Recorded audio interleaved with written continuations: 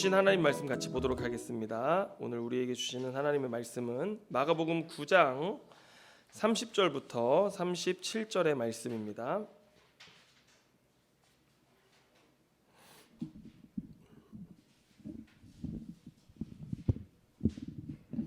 마가복음 9장 30절부터 37절의 말씀을 우리 같이 보도록 하겠습니다. 자, 다 찾으셨으면 아멘 하시기 바랍니다. 자, 우리 한 절씩 교독하도록 하겠습니다. 제가 먼저 읽습니다. 그곳을 떠나 갈릴리 가운데로 지날새 예수께서 아무에게도 알리고자 아니하시니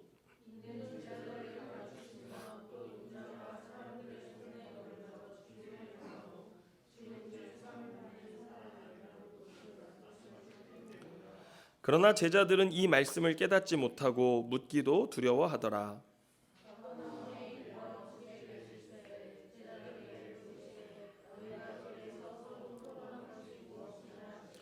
그들이 잠잠하니 이는 길에서 누가 크냐 하고 쟁론하였음이라.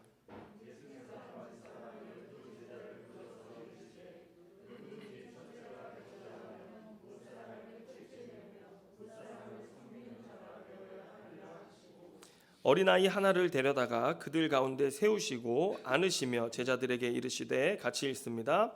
누구든지 내 이름으로 이런 어린아이 하나를 영접하면 곧 나를 영접함이요 누구든지 나를 영접하면 나를 영접함이 아니요 나를 보내신 이를 영접함이니라.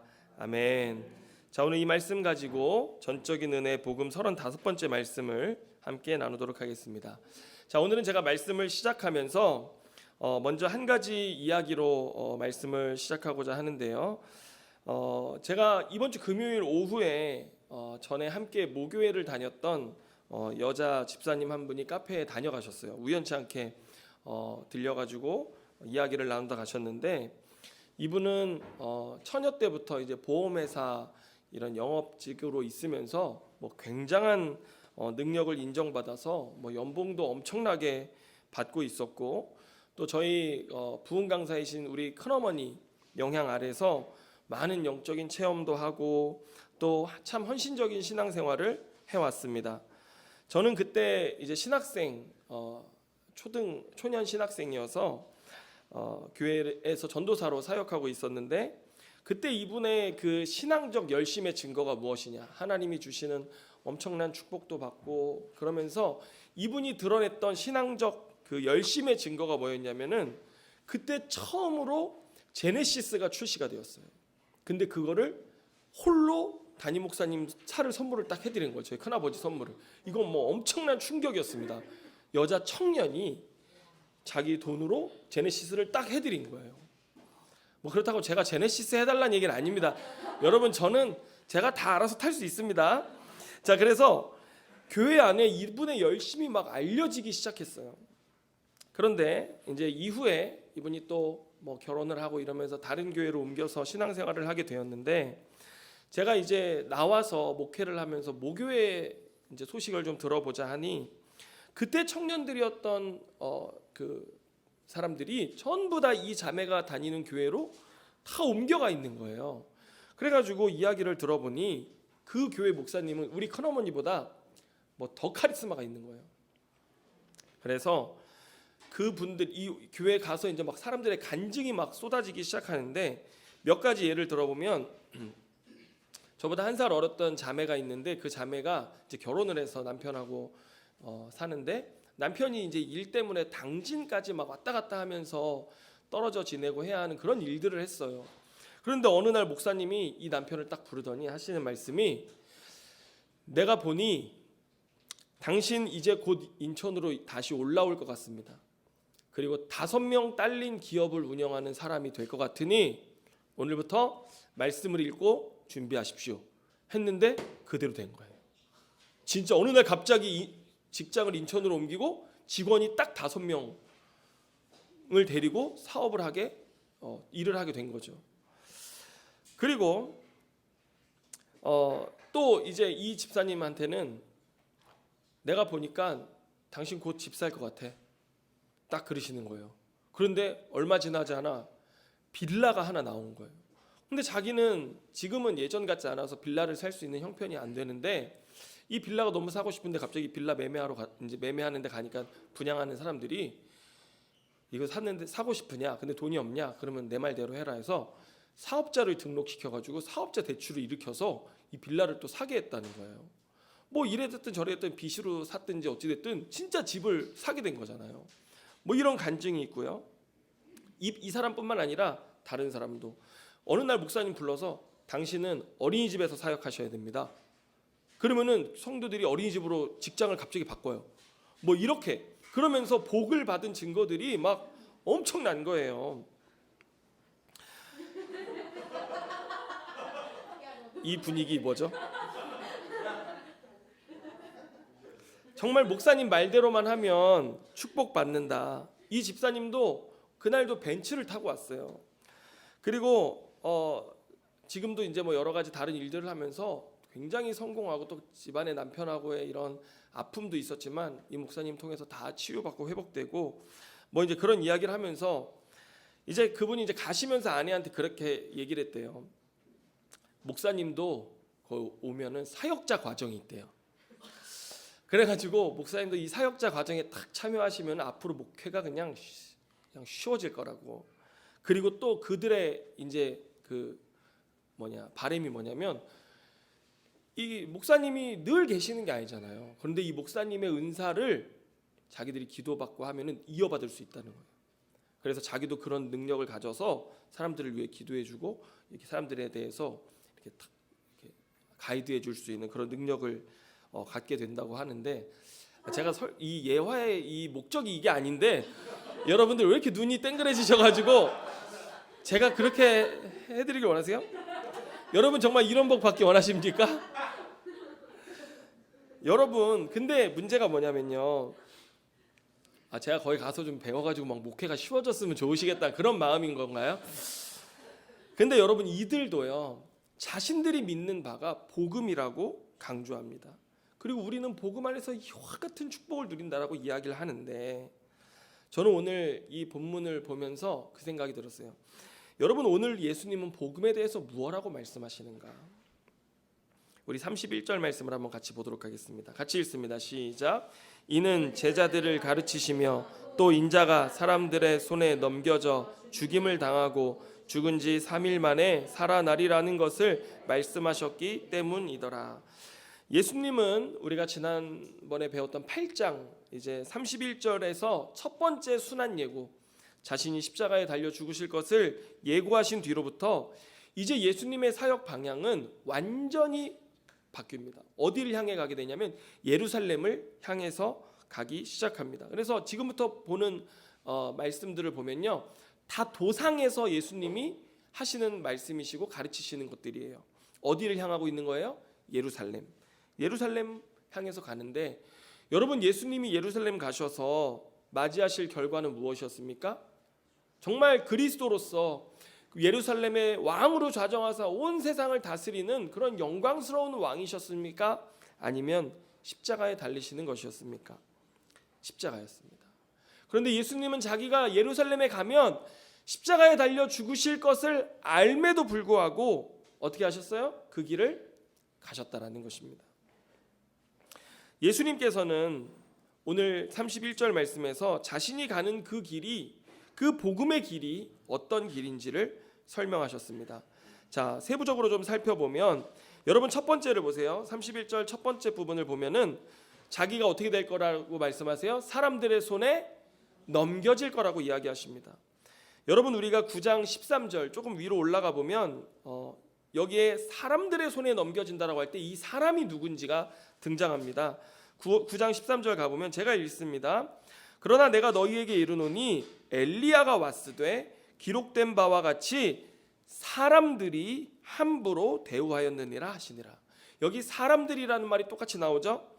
여러분 이 사람들 누굽니까? 하나님의 사람. 엘리야가 누구라고 그랬어요? 세례 요한이잖아요. 하나님의 사람인 세례 요한을 함부로 대했던 사람입니다. 다시 말해서 헤롯 왕이 자신의 명예와 욕망을 위해서 자기 곁에서 늘 자신에게 채찍질하며 하나님의 말씀을 가르쳐 주었던 세례 요한을 어떻게 대했어요? 목을 잘라 죽였습니다. 이게 그 사람들이 하나님의 사람을 함부로 대하였던 모습이었었던 것이죠. 여러분, 우리가 복음의 길을 가르치잖아요. 사람들에게 복음의 길을 이야기하면은 사람들은 어떻게 생각합니까? 거부하고 반대합니다. 여러분, 복음의 길은요, 사람들이 기뻐하는 길이 아니에요. 사람들이 가고 싶어하는 길이 아니고 사람들이 원하는 성공의 길이 아닙니다. 그런 길임을 아심에도 예수님은 그 길을 어떻게 하셨어요? 끝까지 가셨던 것입니다. 여러분, 우리가 31절 말씀에서 사람들의 손에 넘겨진다라고 할 때 여러분, 이 본문이 문법적으로 어떻게 되어져 있냐면 신적 수동태라고 되어져 있습니다. 넘기는 대상이 누구예요? 하나님이세요.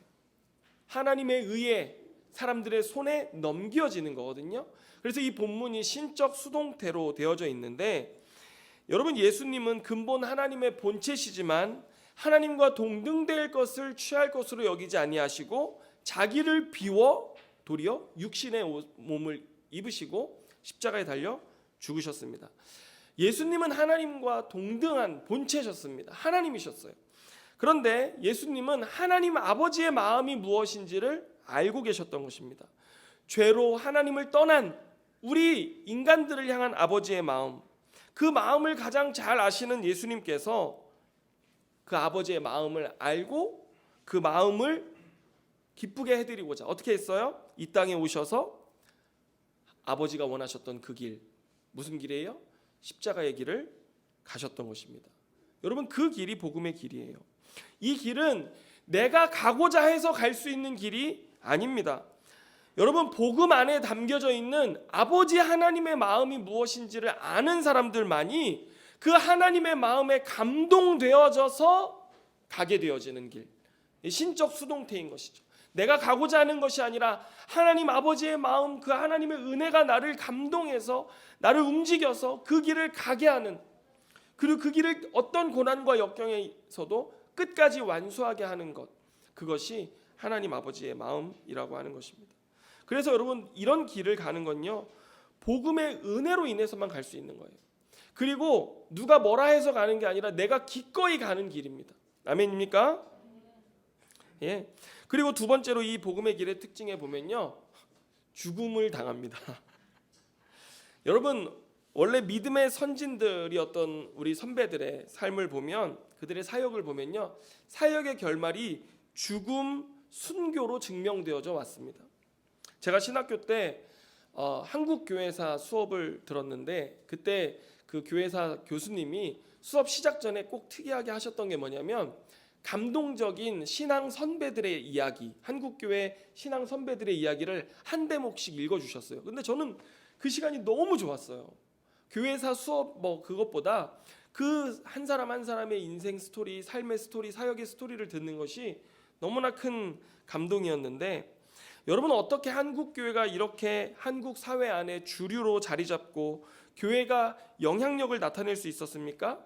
그 당시에 예수 믿는다고 매를 맞고 폭행을 당하고 사람들로부터 거부와 거절을 당해도 그들은 끝까지 그 복음의 사명, 복음의 길을 지켜왔기 때문에 한국 교회 안에 우리 교회가 복음이 이렇게 자리 잡고 한국 사회 안에 교회가 자리 잡을 수 있었다는 것입니다. 그런데 여러분, 생각해 보세요. 그들은 왜 이렇게 고난과 고통, 죽음 앞에서도 그 복음의 길을 부인하지 않고 끝까지 완주했을까요? 왜 그랬을까요? 여러분, 그들이 알았던 복음은 무엇이냐면 예수님이 오늘 몸소 가셨던 이 복음의 길이었고요, 예수님께서 몸소 삶으로, 몸으로 본을 보이신 그러한 삶이었기 때문에 자기들도 마땅히 그 복음을 알고 예수 그리스도와 같은 삶을 사는 것이 응당, 은혜라는 것을 알고 영광이라는 것을 깨달았기 때문에 그들은 기꺼이 그 길을 갔던 것입니다. 할렐루야. 여러분, 언제부터 도대체 복음이 우리가 잘 먹고 잘 살고 성공하고 축복받는 복음이었습니까? 복음은요, 그런 적이 없었습니다. 심지어 여러분, 그 카톨릭 성자인 성 프란시스의 삶을 보면요, 그 당시 성 프란시스가 복음을 깨닫고 나서 했던 첫 번째 일이 뭐냐면요, 엄청나게 부유한 아버지 밑에서 자랐거든요. 그리고 그 아버지의 모든 부를 상속받아 누릴 수 있는 사람이었어요. 그런데도 그가 복음을 깨닫고 한 첫 번째 일은요, 자기가 상속받을 모든 상속권을 포기하고 자기가 누려왔던 모든 부유한 배경을 다 버리고 어떻게 됐어요? 그는 가난한 삶의 길, 심지어 그가 뭐라고 얘기했냐면 나는 앞으로 가난이라는 여인과 결혼하여 살겠다라고 선포하면서 이 가난의 덕을 칭송했습니다. 그는 평생에 탁발수도회, 아무도 하지 않았던, 자신은 그리스도를 따르는 삶을 살기 위해서 조금이라도 편한 삶을 산다 하면요, 그것이 죄로 여겨져서 잘 때는 가시덩굴을 침대에다 다 깔아놓고 그 위에서 잤어요. 내가 조금이라도 편하게 자면은 그것이 그리스도에 대한 죄가 된다라고 생각해서 가시를 깔고 자고요. 그날따라 이 밥을 구걸해서 먹고 살았는데 밥에 고기가 들어있는 거예요. 그러면은요, 재를 한 줌 갖다 뿌려가지고 일부러 먹는 거예요. 왜요? 내가 이 안락함과 편안함에 익숙해질까봐. 그러면서 그 삶 가지고 사랑하고 섬기며 그렇게 수도회를 세워갔었는데, 그 수도에 들어가려고 하면요, 기본 원칙이 뭐였냐면요, 자기가 가진 재산을 다 팔아서 가난한 자들에게 나누어 주고 주를 따를 수 있도록 하는 그런 규칙이 있었습니다. 여러분, 왜 그랬을까요? 도대체 그들은 도대체 예수 그리스도를 알고 따른다는 게 무엇이었길래 그들의 예수 믿는 삶의 첫 번째는요, 기꺼이 자신의 모든 부와 명예를 내려놓고 가난한 삶, 고난받는 삶을 택하는 길이었을까요? 여러분, 언제부턴가 복음 안에, 교회 안에 아주 교묘하게 기복신앙, 번영신학이 들어오기 시작했습니다. 예수 잘 믿으면 잘 되고 복받고 천국 간다라는 도식이 구원의 도식으로 자리 잡았습니다. 교회 안에서는요, 성공이 간증되고 상위 0.1%가 되기 위해서 하나님과 더 친밀해져야 된다라고 하는 왕의 제정이라는 강의가 성행하기 시작했고, 선교해야 복받고, 성전 건축하면 복받고, 헌신하고 봉사하면 복받고, 주일 성수해야 복받고, 뭐만 하면 뒤에 뭐가 따라와요? 복받는 게 따라와요. 왜 그런지 모르겠어요. 어떤 교회는요, 목사님이 거의 부동산 업계의 마이다스의 손이에요. 그래서 목사님이 저길 사세요 하면요, 그 땅값이 올라요. 그 저길 사세요 하면 또 땅값이 올라요. 그래가지고 참 그 목사님의 별명이 이 부동산계의 마이다스의 손처럼 이렇게 이름이 붙을 정도였어요. 목사님 말씀에 순종해서 목사님이 이거 해라 저거 해라 하면은 정말 하나님이 길을 열어주시고 축복해 주시고, 그래서 사람들이 늘 어떻게 해요? 목사님한테 와서 목사님 이 문제 어떻게 해야 될까요? 제가 무슨 부동산을 합니까? 제가 무슨 뭐 건물이 언제 팔릴지, 뭐 세계 경제가 어떻게 변화될지 제가 그걸 어떻게 합니까? 그런데 다 목사님한테 와가지고 기도받고 목사님이 이렇게 해라 하면 하고 저렇게 해라 하면 저렇게 했다고 다 복받았다라는 그런 간증들로만 교회가 가득 차게 되어졌다라는 것입니다. 그래서 마치 교회 다니는 것이 투자하는 것 같아요. 내가 헌신하고 나는 드릴 게 없으니 몸으로 헌신하고 몸으로 봉사하면 하나님이 우리 자녀에 대해 또 손주에 대해 대대로 축복. 이건요, 이 투자해서 얻는 그 퍼센테이지가요, 뭐 단지 몇 배가 아니라요. 여러분, 신명기에 보면 뭐라고 되어 있어요? 자손 1000대, 만대 이르기까지 하나님이 축복해 주신다 그러잖아요. 그러니까요, 이거는 정말 되는 투자입니까? 안 되는 투자입니까? 괜찮은 투자인 거죠. 연 5%만 줘도 저희는 그렇게 저금하려고 노력하는데, 복음이 그런 복음이 되어져 버렸어요. 그래서 이런 분들이 신앙에 더 열심을 내는 거예요. 신앙생활을 얼마나 열심히 하시는지 몰라요. 뭐 1,000번제도 드리고 뭐 건축원금도 드리고 그렇게 열심히 신앙생활하고 예배를 하는데, 그 이유가 뭐예요? 복 받아야 되니까. 그래서 어느 날 교회 안에 왜 하나님 저 사람은 집 주십니까? 나는 주님 앞에 이렇게 헌신했는데 나는 왜 불행한 일만 계속 생기고, 나는 주님 앞에 이렇게 봉사했는데 왜 저 사람은 자식이 잘 되는데, 자식이 좋은 회사 들어가는데 왜 나는 안 됩니까? 막 하나님 원망하기 시작하고요. 그런 신앙생활이 되어져 버리는 것입니다. 여러분, 오늘 우리는 참 복음이 무엇인지를 분별해야 하는 시대를 살고 있습니다. 여러분, 참 슬프지 않습니까? 복음은 복음일진데 참 복음이 무엇인지를 분별해야 하는 시대를 우리가 살아가고 있다라고 하는 것입니다. 얼마나 교묘한지 여러분, 우리가 어떻게 분별해야 하겠습니까? 오늘 본문이 말해주는 것처럼 여러분, 세상이 말하는 복음, 이 복이 번영신학이, 기복신앙이 틈탄 복음은요, 높아지고 커지고 부해지라고 합니다. 그렇지만 예수님이 가신 그 십자가의 복음은 낮아져라, 섬겨라, 비우고 나누라고 이야기합니다. 만약 어떤 복음이, 누군가 어떤 목사님이 여러분들에게 와서 이렇게 설교한다고 해보세요. 복음을 전하면서 예수 믿으면 높아지고 커지고 부해지는 삶이 될 겁니다라고 여러분 귀에 들려진다면 여러분 어떻게 해야 됩니까? 예수님이 하신 것처럼 베드로가 예수님을 붙들었을 때, 예수님 십자가 가면 안 된다라고 붙들었을 때 예수님이 하신 것처럼 사단아 뒤로 물러가라, 여러분 외치셔야 될 줄로 믿습니다. 저는 당장에 여러분들에게 모든 재산을 팔아 가난한 자와 나누고 주를 따르라고 이 말씀을 드리는 것이 아닙니다. 그렇다고 제가 지금 여러분이 만약 잘 되기를 바라고 복 받기를 바라는 것이 믿음이고 복음인 줄 알면서 신앙생활하고 있다면 거기에 계속 머무르고 있으라고 이야기하는 것도 아닙니다. 여러분, 옮겨가야 합니다. 우리가 하나씩 변화하기 시작해야 합니다. 여러분, 우리 교회 1:1 양육교재 3권에 보시면요, 이런 예화가 있습니다. 그 랄프 목사님, 그 양육교재 저자이신 랄프 목사님이 베트남에 선교사로 갔는데 거기에 이름 없는 형제라고 하는 신부가 사역하고 있었어요. 그 빈민촌, 아주 냄새나고 더럽고 병 많은 그곳에서 사역하는 이름 없는 형제라고 하는 신부님이 계셨는데, 어느 날 이 베트남 전쟁 중에 이 베트공들이 이제 그 살생부를 공개한 거예요. 너 선교사 누구, 목사 누구, 너희들 이제 죽는다, 떠나라 이야기를 했는데, 이 목사님은 다 학살하겠다라는 것 때문에 당연히 철수할 수밖에 없죠. 그러면서 철수하는데 이 신부님은 철수 안 하겠다는 거예요. 그래서 왜 철수를 안 하냐 그랬더니, 자기는 이들과 함께 이들이 얼마나 하나님의 사랑을 받기에 합당한 존재인지를 알려주는 그 일을 위해서 자신은 하나님이 부르셨기 때문에 나는 여기에 남아있겠다라고 했다라는 거예요. 그분의, 그 신부님의 이름도 살생부에 들어 있었는데 말입니다. 그분은 심지어 프랑스 소르본 대학을 나오고 박사학위까지 가지고 있고 뭐 큰 성당에서까지 사역을 했던 그런 신부님이었음에도 불구하고 어느 날 하나님이 자기를 부르시는 그 부르심의 음성을 듣고 이 베트남 빈민촌으로 와서 그 사람들을 도우며 살았고, 이 신부님의 삶의 정말 기쁨이 뭐였냐면 히브리어 시편을 베트남어로 번역해서 매일 밤 8시면은 그 시편을 그 사람들하고 찬양했던 그 삶이 너무나 기쁘고 감사해서 그런 삶을 살기로 결단했다라고 하는 것입니다. 그때 이 랄프 목사님은 그 신부를 회상하면서 이런 이야기를 했습니다. 그는 순교당하기 전에 이미 죽어 있었습니다.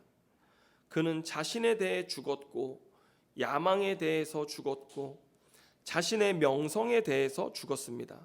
다만 그는 그리스도 안에서 교제하며 살고 있었습니다. 이렇게 이야기를 했습니다. 여러분, 제가 당장에 여러분의 모든 재산을 다 팔아 가난한 자에게 나눠주고 주를 따르라고 하는 것이 아니라, 오늘 여러분의 삶에 이 잘못된 복음, 번영신학의 복음, 이런 기복신앙의 복음, 여러분 이것이 예수 믿는 삶의 이유라고 생각하고 살아오셨다면 여러분 이제 우리는 죽어야 합니다. 뭐에 죽어야 합니까? 나 자신에 대해서 죽어야 합니다. 자기를 부인하고 내 야망에 대해서, 나의 삶의 안정에 대해서, 나의 삶의 명성에 대해서, 내가 부해지고 높아지는 모든 것에 대해서 나는 죽어야 됩니다. 우리가 부유할 수 있어요. 하지만 우리는 죽은 자일 수 있습니다. 그리고 죽은 자여야 합니다. 그래서 우리의 삶은 누구와의 관계 속에 살고 있어야 돼요? 오직 우리의 주인 되신 예수 그리스도와의 관계 안에서 살고 있어야 한다는 것입니다. 복음은 갈라디아 2장 20절에서 이렇게 말씀합니다. 내가 그리스도와 함께 십자가에 못 박혀 죽었나니. 여러분, 우리는 예수 믿을 때 어떻게 되는 겁니까? 죽은 자여야 합니다. 이미 그리스도와 함께 십자가에 못 박혀 죽은 자입니다. 그런즉 이제는 내가 사는 것이 아니요 오직 내 안에 그리스도께서 사신 것이라. 이제 내가 육체 가운데 사는 것은 나를 사랑하사 나를 위하여 자기 자신을 버리신 예수 그리스도를 믿는 믿음 안에서 사는 것이다. 여러분, 복음이 이것이라고 갈라디아서는 고백하고 있는 것입니다. 여러분, 믿는다는 게 무엇입니까? 나를 사랑하셔서 나를 위해 자신을 버리신 그분의 삶을 나도 사는 것이다. 여러분, 이것이 복음인 줄로 믿으시길 바랍니다. 여러분, 예수님은 세 번째 복음의 길의 특징으로 뭘 말씀하셨어요? 3일 만에 살아날 것이다 라고 말씀하셨습니다. 예수님은 이 땅에서 우리가 죽음을 살고 십자가를 지는 삶을 살아갈 때 그것이 끝이 아니라 부활이 있음을 말씀하셨습니다. 예수님도 무엇을 보고 이 길을 가셨습니까? 부활을 보시고 이 길을, 순종의 길, 이 길을 끝까지 가셨던 것입니다. 여러분, 우리가 3권 양육할 때 같이 고백하던 그 구문이 있는데, 에콰도르 인디언에게 복음을 전하러 갔다가 순교한 짐 엘리엇의 기록입니다. 그는 뭐라고 자신의 삶에 고백했냐면, 영원한 것을 얻기 위해 영원할 수 없는 것을 버리는 자는 바보가 아니다, 이렇게 얘기했습니다. 여러분, 한번 따라해 보시겠습니까? 영원한 것을 얻기 위해 영원할 수 없는 것을 버리는 사람은 바보가 아니다. 그런 자세는 안 됩니다, 여러분. 이런 거 얘기하면요, 카톡 프로필을 바꾸셔야 됩니다. 영원한 것을 얻기 위해 영원할 수 없는 것을 버리는 것은 바보가 아니다. 여러분, 그런 자세로 들으셔야 됩니다. 여러분, 맞아요. 우리가 매일의 삶에서 내가 예수 그리스도를 믿은 뒤로 내 삶에 훈련하고 또 내가 살아가야 할 그 삶의 내용은 영원할 수 없는 것을 하나씩 버리는 것입니다. 그리고 영원의 삶을 하나씩 선택하는 삶을 살아가기 시작해야 됩니다. 여러분, 그게 제자 훈련이에요. 목사님 말 잘 듣는 게 제자 훈련이 아닙니다. 여러분, 제자 훈련이 목사님한테 순종 잘하는 사람 만드는 것이 돼버렸어요. 여러분, 제자 훈련은요, 그게 아니에요. 영원할 수 없는 것을 버리는 삶의 훈련, 영원을 택하는 삶의 훈련을 하기 시작하는 것이 제자 훈련이에요. 여러분, 하나님이 여러분의 삶에 그 은혜를 깨닫게 하실 때마다 하나씩 버리세요. 내가 죽어야지, 여기서 죽어야지. 또 영원한 것을 위해서 내가 할 수 있는 일이 있다면, 여러분의 삶에 내가 영원을 위해서 하나님이 나에게 이 일을 할 수 있게 하신다면 나 이 일을 하고 싶다라고 생각되는 것이 있다면, 거기에 나의 시간을 할애하고 재정을 할애하고 내 육신의 그 삶을 들여서 하나씩 감당하시기를 바랍니다. 여러분, 제가 그렇다고 다 교회 봉사하라는 게 아닙니다. 이런 얘기하면요, 성도들이 다 교회 봉사하라는 줄 알고 교회 헌금하라고 하는 줄 알고, 그 절대 아닙니다. 여러분, 우리가 살아가야 할 곳은 어디입니까? 세상이에요, 세상. 여러분의 삶의 자리, 일터에서 내가 할 수 있는 일이 무엇인지, 영원의 삶을 살아가는 일이 무엇인지, 여러분 그거 하시라는 겁니다. 그리고 여러분은 한 가지만, 여러분들이 만약에 이 일을 하되 교회 안에서 하고자 하신다면 한 가지만 하시기 바랍니다. 그게 뭐예요? 우리 성도들을 향해서 하는 것입니다. 여러분, 성경 말씀에서도 우리가 선한 일을 하되 먼저 누구에게 하라고 그랬습니까? 믿는 자들에게 하라고 했습니다. 여러분의 사랑을, 여러분의 영혼의 삶을, 여러분의 삶의 시간과 재정과 몸을 투입하고 싶은 것이 있으시다면 교회 안에서요, 그러면 성도 사랑하는 일에 하십시오. 교회가 그렇게 사랑으로 향기나기 시작할 때, 구별되기 시작할 때, 여러분, 우리 교회에는 거룩이 흘러넘치기 시작할 것입니다.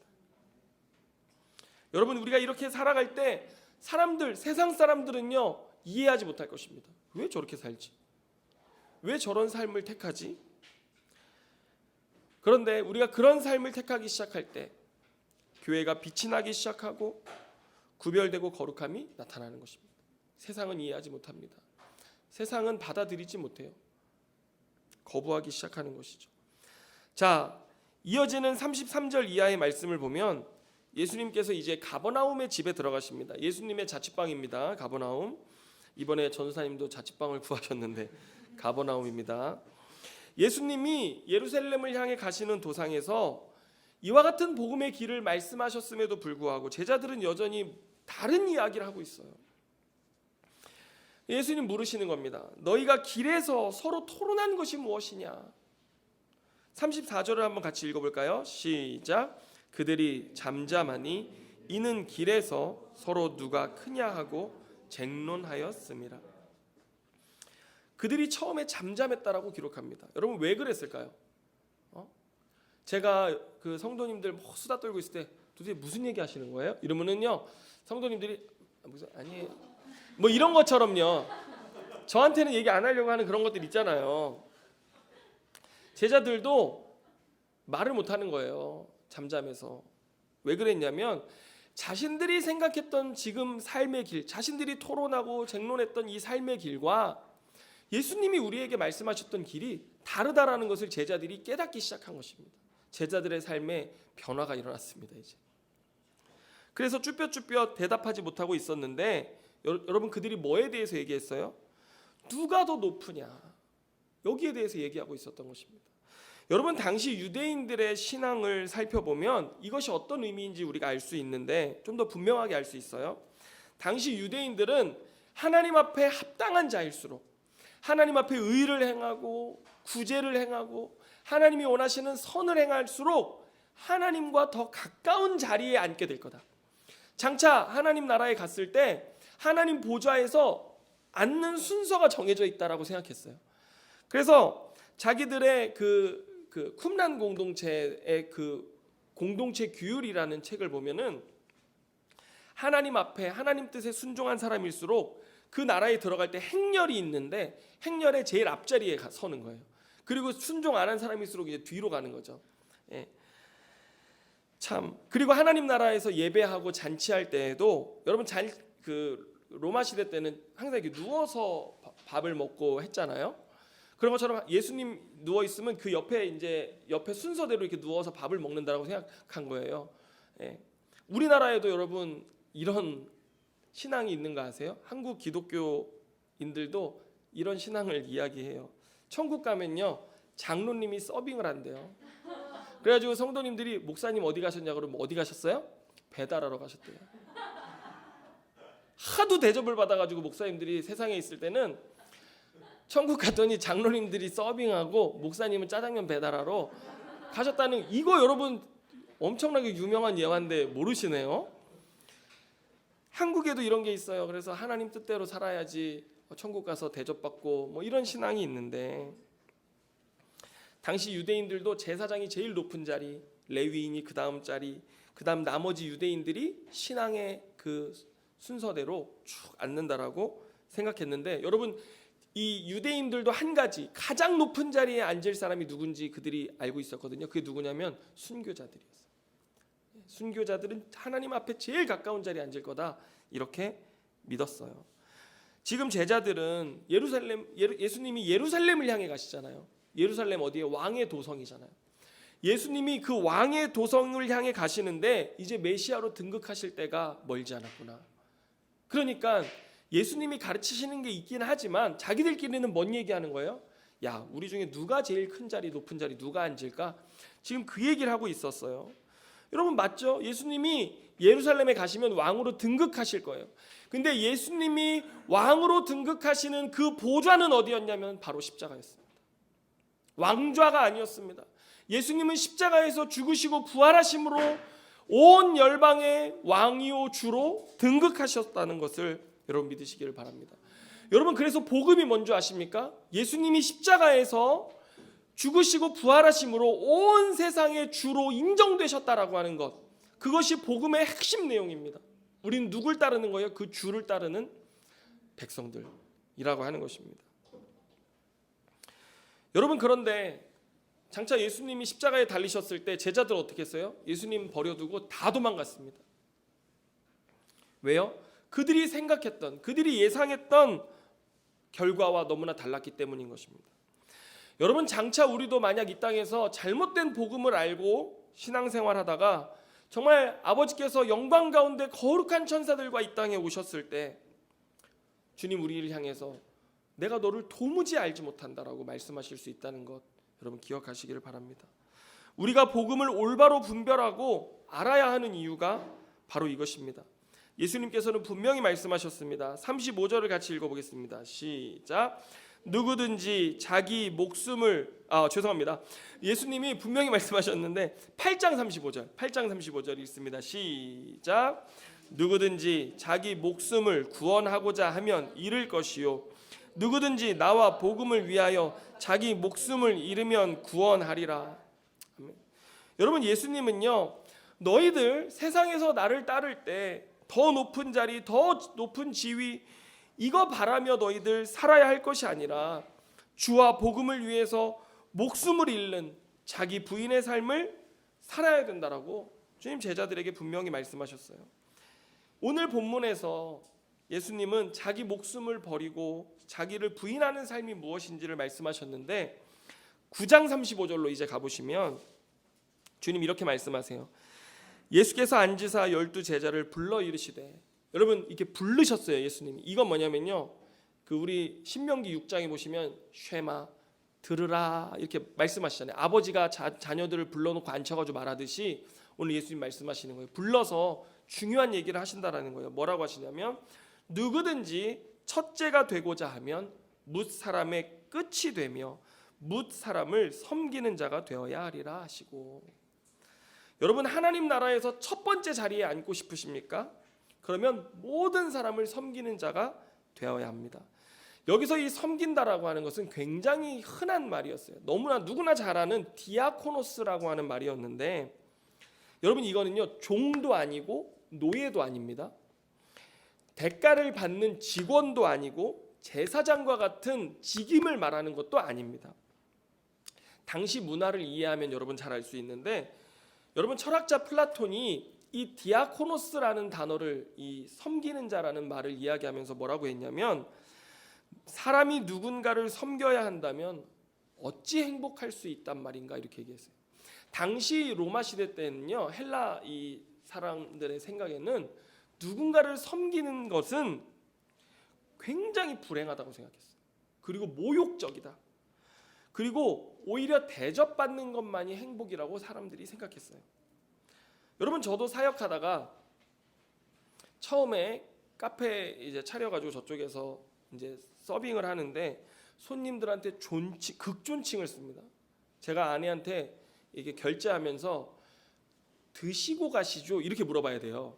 근데 먹고 가시죠 이게 자연스럽잖아요. 먹고 가시죠 이랬더니 어떻게 그렇게 말을 하냐고. 드시고 가시죠 이래야 된다고 그러는 거예요. 그런데 제가 처음 카페를 하는데 극존칭을 써가면서 사람들한테 이렇게 서빙을 하는데 이상하게 자존심이 상하는 거예요. 내 목사인데 왜 이렇게 기분이 나쁘지? 막 속이 너무 상하고 막 마음이 뒤틀리는 거예요. 그래서 제가 그때 깨달았어요. 내가 너무 사역자로서 대접만 받고 살았구나. 대접받는데 너무 익숙하구나. 그 깨달았어요. 지난주에 저희가 성경 공부를 하는데 송나온 집사님이 버스에서 진상 승객을 만났는데 얼마나 모욕적인 행동을 해가지고 이 마음에 큰 상처를 입으신 거예요. 정말 나온 집사님이 그렇게 큰 상처를 입은 모습 처음 봤어요. 그런데 여러분 당시 사람들에게 섬기는 자가 되라고 하면요 그런 느낌인 거예요. 너무 기분 나쁜 거 있죠. 그런데 주님 뭐라고 하십니까?